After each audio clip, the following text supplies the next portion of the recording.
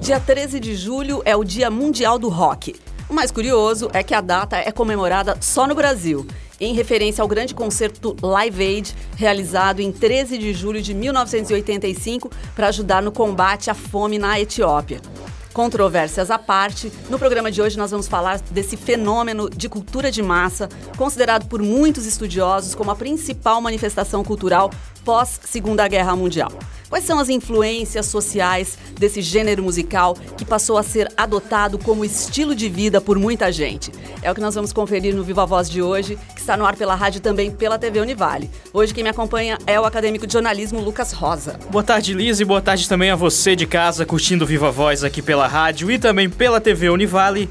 Lembrando que você pode e deve interagir conosco, é muito fácil. Tem o nosso e-mail vivavoz949@gmail.com.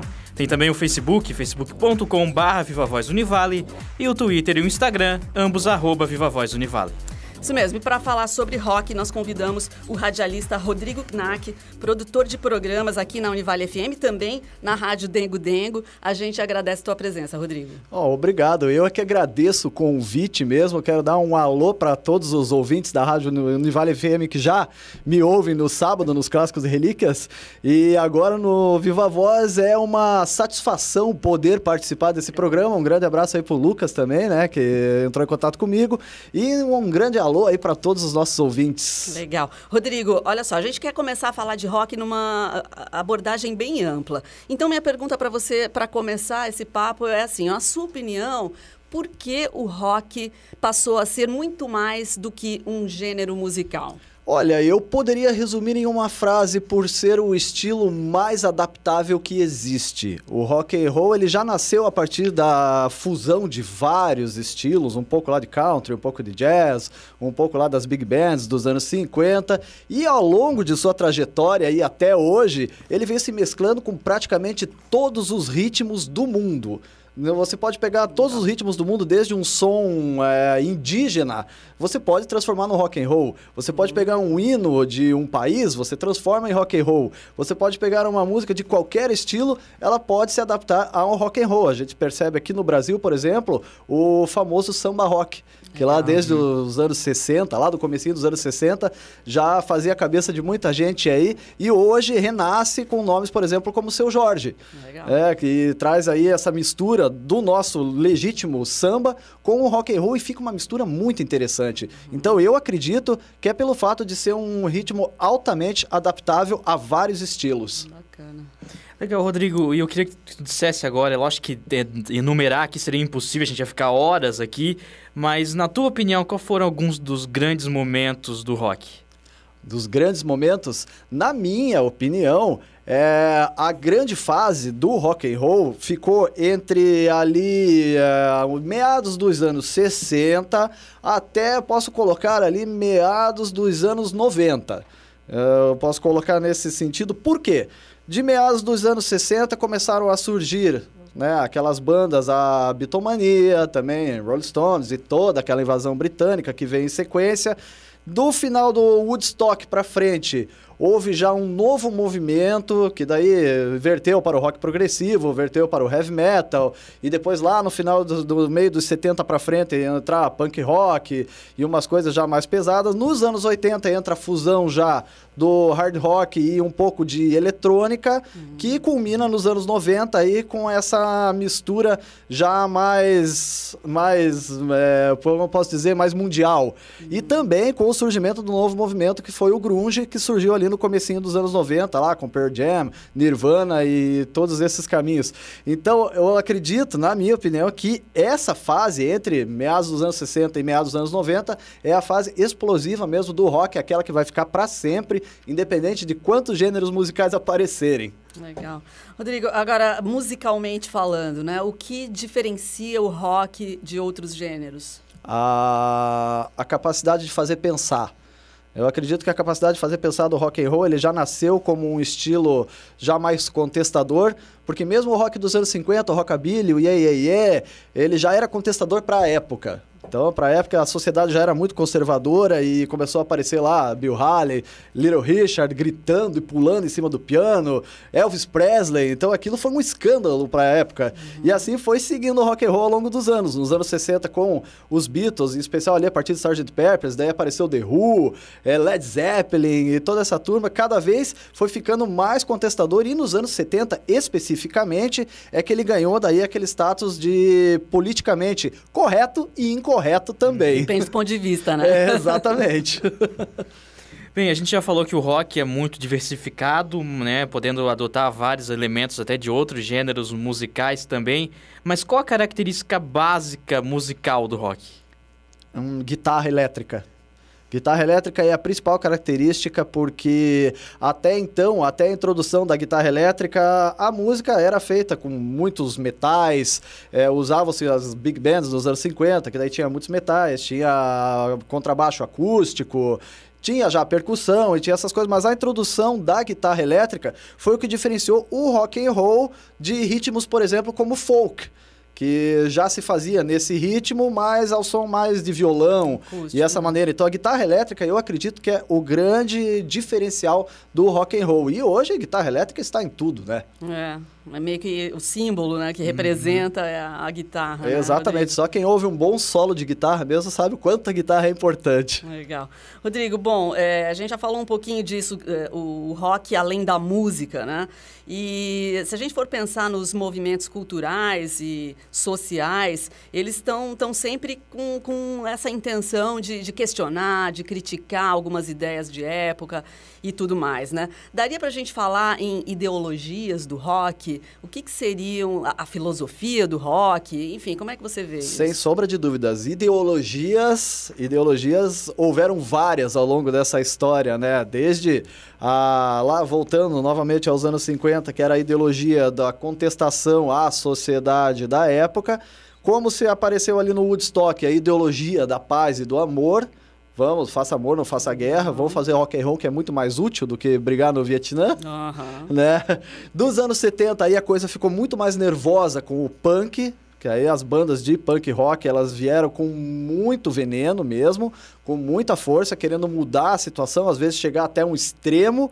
E depois isso, ao longo dos anos 80, ali nos anos 90, enquanto não surgiu novamente o movimento grunge ali no começo dos anos 90, foi uma coisa meio água com açúcar, eu acredito, né? Os anos 80 passaram uma fase bonitinha do rock and roll, pode-se dizer assim. Mais diversão.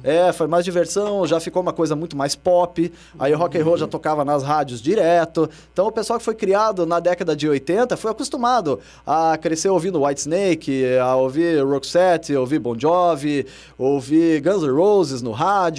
Então, coisas que não aconteciam na década anterior, que você ouvia um rock and roll na década de 70, era uma coisa já um pouco mais rara. Eram alguns dos grupos que eram mais famosos na época, como Boston, Chicago, mesmo grupos como Led Zeppelin.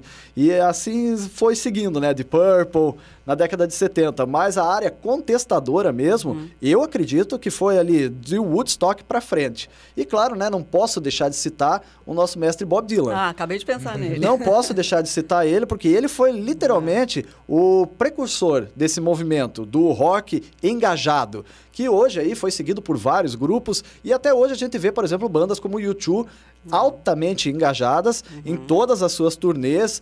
Eu vi vários documentários em que Bono Vox, assim, ele vai participar de reuniões com grandes cúpulas de governo. Ou seja, influência política mesmo. Ele está usando o que ele ganhou no rock and roll, toda a fama, toda a importância que ele ganhou no rock and roll, como uma forma de transformação social, e ele vem usando isso muito bem, e eu posso dizer que Bono Vox é uma sumidade no assunto, no rock engajado.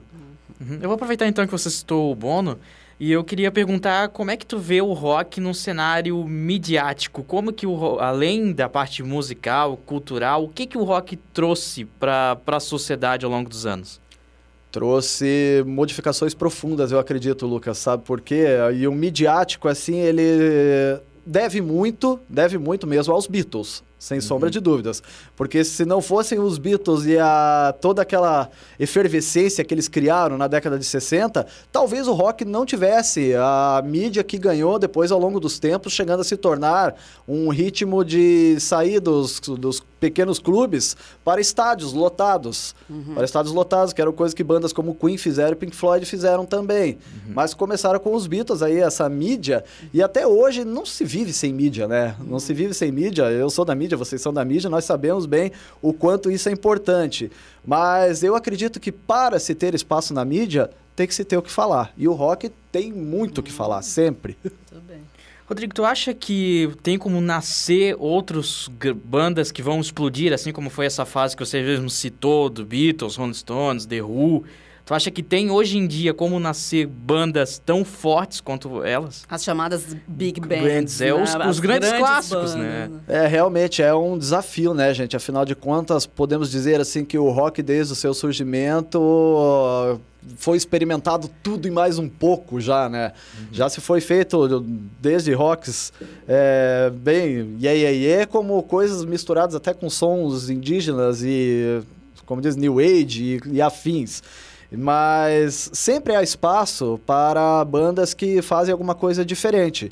Pode ser no estilo de letras, pode ser hoje em dia flertando com a eletrônica, e tem grupos, por exemplo, como o Muse, atual aí, que sabe muito bem flertar do rock com a música eletrônica. A gente vê Coldplay também, que é um grupo que se destaca muito nesse segmento. Então, ainda hoje, surgem bons nomes de rock and roll que, claro, nas próximas décadas também vão continuar fazendo parte dos futuros clássicos e relíquias, sem sombra de dúvida, né? Mas alguma assim que venha para dizer que vai superar aquelas da época, eu acho bem complicado, bem difícil mesmo. Até porque o cenário é mais diluído hoje, né? Você tem várias manifestações menores, mas não... antes era uma banda aqui, outra em outro país. E agora tem muita banda boa fazendo música. E fora isso, né? A própria cultura pop mesmo se modificou muito desde meados dos anos 90 para cá, porque daí a música eletrônica passou a ocupar muito espaço nas cabeças das pessoas, mudou bastante. Então todo esse flerte eletrônico assim colocou o rock de novo num segundo plano. Como ele já foi lá até o surgimento dos Beatles, era uma coisa de segundo plano, era uma coisa que não era famosa, como se tornou a partir dos Beatles. Então agora eu acredito que hoje, em relação à música pop e outros ritmos, o rock está voltando a ocupar o seu espaço, posso dizer, no segundo plano, mas com a vantagem de ter um público altamente fiel. Quem gosta de uma banda, gosta de uma banda. Não é porque vai surgir a outra fazendo um som diferente ali que ele vai mudar. Não, se uma pessoa, por exemplo, gosta mesmo de Deep Purple, ela vai gostar de Deep Purple até a próxima encarnação.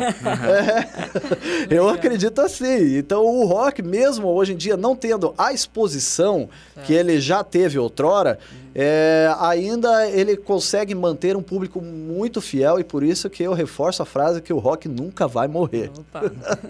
Falando então em público fiel, uma coisa que impressiona, eu pesquisei algumas bandas aqui para citar nesse momento. O Rush tem atualmente 47, esse final desse ano completa 48 anos de carreira. O Rolling Stones vai completar 54 anos de carreira, fechando aqui, contando dezembro, tá, gente? Até dezembro as bandas vão estar com esses números de carreira. E o Scorpions, por exemplo, 52 anos de carreira. A pergunta que eu tenho, lógico que tem outras bandas também que estão numa trajetória muito grande, mas tem, Rodrigo, na tua opinião, como essas bandas continuarem com a essência ainda inovarem após tanto tempo? Tem, sem dúvidas. O Rolling Stones é o melhor exemplo disso. Quem vê um show do Rolling Stones, vê lá Mick Jagger com 70 e poucos anos lá, o cara pulando como se fosse um garoto de 18 ainda, pode perceber o que é uma banda que tem realmente rock and roll nas veias. Não está ali fazendo apenas como um produto, não apenas como uma profissão. Enfim, quem tem realmente rock and roll nas veias. E o Rolling Stones é o melhor exemplo disso, que ele pode... Tá aí, continua com trabalhos novos. U2 vai lançar agora em setembro um disco novo. Também é uma banda que sabe se reinventar. Eles sabem ficar atuais sem perder a essência. Então, vários desses da velha guarda, que vamos dizer assim, hoje ainda conseguem se reinventar. O nosso grande camaleão, David Bowie, que nos deixou esse ano, se ele estava prestes precoce também, com trabalhos novos, enfim, uma pessoa que também sabia ser moderna, ser atual, sem perder a essência que fez o nome deles lá na década de 70, nos anos 60 e por aí vai. Legal que além do Black Star, que ele foi o último trabalho lançado, né, ele acabou falecendo próxima data de lançamento, ele já estava planejando, já tinha outros álbuns pré-produzidos também. Realmente, David Bowie soube fazer show até nesse momento, né? Incrível, né? Então tá, a gente faz um intervalinho e já voltamos a conversar com o Rodrigo Knack. Papo aqui é rock.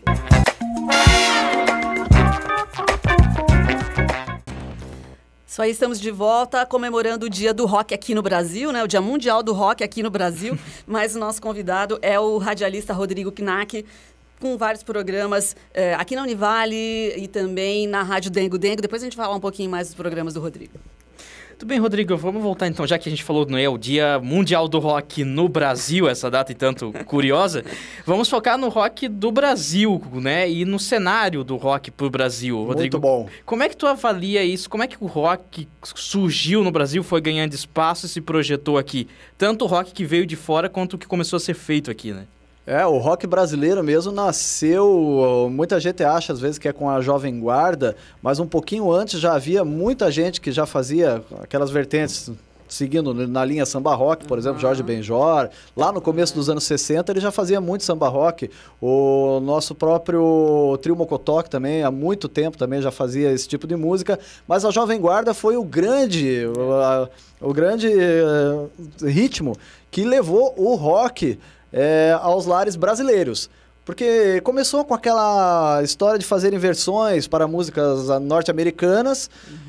Começou com Iê, Iê, Iê, daí surgiram Erasmo Carlos, Roberto Carlos, Os Incríveis, Vips e uma série de artistas que até hoje perduram aí, muitos deles ainda estão na ativa. E a partir daí grandes nomes como compositores começaram a surgir também na Jovem Guarda. Eu destaco, sem nem pensar, assim, Erasmo Carlos. Eu acho que o cara é um dos maiores gênios do rock nacional, porque só quem ouve, principalmente a discografia dele dos anos 70, que é mais obscura, que não ganhou tanto sucesso comercial, mas que em qualidade musical, em níveis de letras, em arranjos e na maneira como ele levava o rock, ali sim estava o suprassumo do rock brasileiro, que deu origem também a movimentos lá como a Tropicália, que daí já misturou rock and roll com ritmos brasileiros, aí vieram Novos Baianos, Caetano Veloso. Quem ouve muitas músicas hoje, por exemplo, Vapor Barato, que o pessoal muito conhece com o Rapa, Gal Costa gravou lá em 69, e uma versão ainda muito mais rock and roll do que as versões atuais. Então, a partir da Tropicália, ali que começou também o movimento do rock genuinamente brasileiro.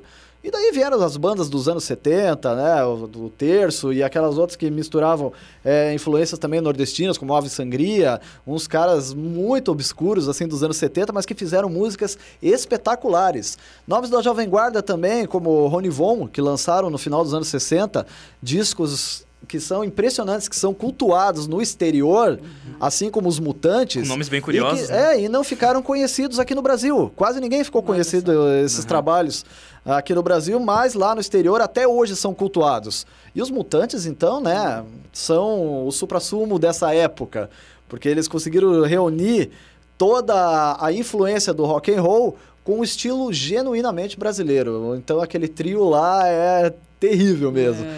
Rita Lee, os irmãos, o Arnaldo Dias e o Sérgio Batista, realmente foram os grandes nomes da música brasileira. E assim vieram surgindo, né? Fora, entrando nos anos 80, com aquela safra que até hoje é conhecida como Grande Rock Brasil, né? Que é uma listagem, como eu disse, que vamos ficar aí 3 horas falando das bandas, mas lá na Jovem Guarda mesmo é que começou esse grande movimento brasileiro, eu acredito. Legal. Rodrigo, e hoje? Qual é o cenário do rock hoje? Qual a avaliação que você faz? Popular, não? Comercialmente? Tem mercado? Tem fã? Como é que tá isso? Eu acho que já está restrito. Está cada vez mais restrito, sim, porque a gente vê que a grande mídia, ela tendenciona, né? Ela sempre tendenciona, as grandes gravadoras sempre tendencionam o ritmo, tanto que lá no exterior a gente vê muito agora o crescimento de grupos pop e também de rappers, né? No exterior é um movimento muito forte, e aqui no Brasil agora crescendo bastante com o sertanejo universitário, que eu fico pensando quando é que eles vão se formar para ir embora. E outros movimentos também, como o funk carioca. Mas o rock and roll brasileiro, atualmente, anda fraco, eu acho. Eu acho que anda fraco, assim, de exposição, não de qualidade de bandas. Existem bandas que estão aqui ao nosso lado, aqui mesmo em Itajaí, em Balneário Camboriú. Tem bandas que fazem som de altíssimo nível, mas ninguém sabe, ninguém ouve, as rádios não tocam. Então, nesse ponto, que são de muitas valias, espaços, por exemplo, como aqui na Rádio Educativa Univale e as rádios comunitárias da região também, que abrem espaço para isso. Então, as novas bandas, elas estão voltando às origens do rock, ficando, como diz, independentes. É cada um botando o seu CDzinho debaixo do braço e indo lá batalhar por conta, por espaço. Que as grandes gravadoras mesmo, os grandes nomes da mídia, não têm hoje muito interesse no rock and roll, não.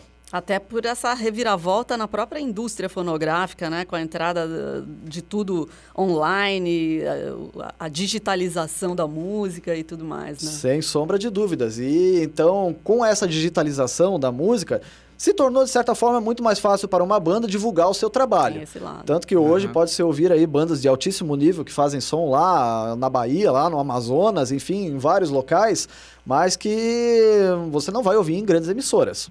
Isso não existe. Então, o cenário independente está crescendo muito e eu acredito que vai ser a tendência para os próximos anos, especialmente para bandas de rock. Quem quiser fazer aí no segmento de rock vai ter que ser por amor mesmo, ao rock and roll. Olha lá. Falando ainda com relação a gravadoras, eu queria voltar um pouco no passado. Na tua opinião, as grandes gravadoras que nos anos anteriores projetavam e ajudavam a divulgar mediaticamente o rock, em algum momento eles acabaram, na hora de produzir os artistas, cortando um pouco da essência do rock, ou não? Sim, claro. Sem sombra de dúvidas, porque afinal de contas o comercial sempre conta alto, sempre fala mais alto. Então, e eles também trabalham com base em muitas pesquisas e eles também levantam essas ideias de tendências. Então, eles vão procurando moldar os grupos de acordo com as tendências deles. Tanto que hoje você vê grandes gravadoras fazendo, digamos assim, duetos que são inimagináveis, que são artistas consagrados das antigas, mas hoje fazendo gravações de duetos aí com novos nomes altamente discutíveis, vamos dizer assim, né? Mas porque a gravadora quer. Certo. E isso foi um caso, um carinha que se rebelou contra esse esquema, foi o Lobão. Nosso grande Lobão aí, que lá nos anos 90, no finalzinho dos anos 90, e brigou com todas as gravadoras que existiam no país, tanto que ele foi e criou o próprio selo dele. Lançou um disco só vendido em bancas de jornal e assim foi. Então, as gravadoras realmente elas moldam os artistas de acordo com as suas tendências. Legal. Vamos falar um pouco do público rock, né? Como é que você vê hoje o perfil do roqueiro, né? Porque o roqueiro, acho que ele já foi se transformando também junto com a música, né? Quem é o roqueiro hoje, Rodrigo? Sabe que o roqueiro até é muito estereotipado, né? Aquele que, é o cara cabeludo, barbudo, que anda de camiseta preta da banda, calça rasgada, que só fala rock and roll e não faz mais nada da vida. E não é assim. Hoje em dia, os grandes roqueiros, hoje são os empresários. Os empresários, nós vemos isso frequentando muitas casas que são do gênero aqui na nossa região. Encontramos pessoal que hoje na faixa dos 40, 50 anos, que são empresários já com a vida formada, que andam nos seus carros bonitos, que se ajeitam, mas adoram ouvir um Creedence Clearwater Revival, que se você colocar um rock and roll do Led Zeppelin, o cara grita igual um garoto. E é assim, então o público, o roqueiro mesmo, o roqueiro ele é fiel. Ele é fiel ao gênero, ele é fiel ao estilo, ele pode ser eclético, ele pode gostar de vários gêneros, pode, mas ele gosta de rock and roll. Isso sempre, se chegar e apresentar para ele, você tem a opção de ir para cá, ou você tem a opção de ir para lá onde tem rock and roll, ele vai onde tem rock and roll. Esse é o verdadeiro roqueiro. Como hoje a gente vê muita moda de usar novamente camisetas de bandas, como Red Hot Chili Peppers, como a própria Nirvana, que você vai chegar e vai perguntar pro cara o que é Red Hot Chili Peppers, ele não sabe. Ele fala, não sei, eu tô usando porque é legal a camiseta. Mas isso é uma tendência que vai mudar ao longo dos anos, porque o pessoal que hoje está usando essa camiseta vai também tomar contato com o trabalho. E à medida que vai tomando contato com o trabalho do rock and roll em todas as histórias, ele vai buscando a história e vai se aprofundando no assunto. Aí acaba virando um fã de rock and roll mesmo. Tá, muito bem, Rodrigo. Então, eu queria perguntar a respeito dos seus programas. Você que também produz e trabalha divulgando a cultura musical aqui na Univale, também na Rádio Dengo Dengo. Convido o pessoal aí, explica para quem está nos ouvindo e por acaso ainda não conhece, quais são os seus projetos. Pois então, aqui na Rádio Educativa Univale, primeiro eu quero mandar um grande abraço pro Roberto Vieira e pro professor Betinho, né, que foram as pessoas que proporcionaram a minha vinda aqui para a Rádio Educativa Univale lá com o tempo do Mundo Pop 80 e agora com o Clássicos e Relíquias, que está na terceira temporada. Está na terceira temporada aos sábados, das 4 da tarde às 7 da noite, com uma viagem entre a música entre os anos 50 e os anos 90. Você deu uma incrementada bem legal. Em vários aspectos. Tem música brasileira, tem música dançante, tem, enfim, várias coisas só ouvindo para perceber, né? E na Rádio Dengo Dengo tem de segunda a sexta-feira, das 11 da manhã até 1 hora da tarde, eu e a Cuquinha. Eu e a Cuquinha aqui, um beijo, Cuquinha. Ela tá escondidinha aqui, mas ela apresentamos veio. o programa Boca Livre, que traz também esse resgate das músicas que fizeram muito sucesso, mesclando com novos trabalhos de gente selecionada. E a gente resume assim, que é a música do mundo, informação e alto astral. É um programa ao vivo, que não tem roteiro nenhum, do jeito que começa, e os ouvintes depois é que fazem a nossa programação. E claro, né, além do rádio, eu tenho atuação também daí na área de jornalismo, né? Eu tenho formação em jornalismo e atuo editando a Revista Livre também, que é da nossa empresa, né? A nossa agência de comunicação já desde 2002 no mercado. E estamos aí no litoral da nossa Costa Verde Mar maravilhosa. Sem sombra de dúvida, sempre torcendo pelo rock and roll. Muito bom. Legal, Rodrigo, a gente quer agradecer a tua presença. Foi uma delícia fazer essa viagem pelo rock com você. A gente conversou então com o Rodrigo Knack, produtor, jornalista, produtor de programas, radialista. Obrigada. Eu é que agradeço pela oportunidade, né? Como diz, o tempo é curtinho, mas para falar de rock and roll aí, então, podemos dizer que no próximo sábado, nos Clássicos e Relíquias, um especial totalmente rock and roll de 3 horas. Olha, muito bom. Opa, fica o convite aí então e muito obrigado pela sua companhia. Um feliz dia do rock para você que está nos acompanhando. Esse foi mais um Viva Voz. Suas ideias em alto e bom som.